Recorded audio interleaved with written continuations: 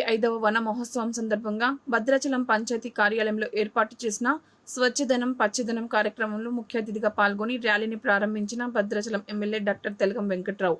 భద్రాచలం ప్రధాన రహదారుల వెంబడి కొనసాగిన ర్యాలీలో పాల్గొన్న విద్యార్థులు, పంచాయతీ మరియు రెవెన్యూ సిబ్బంది.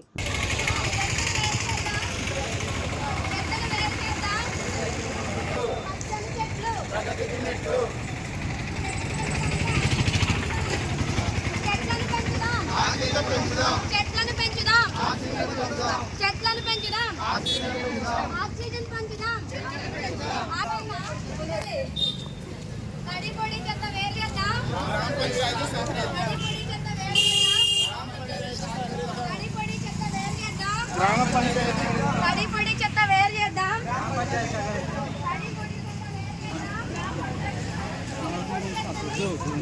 చేద్దాం.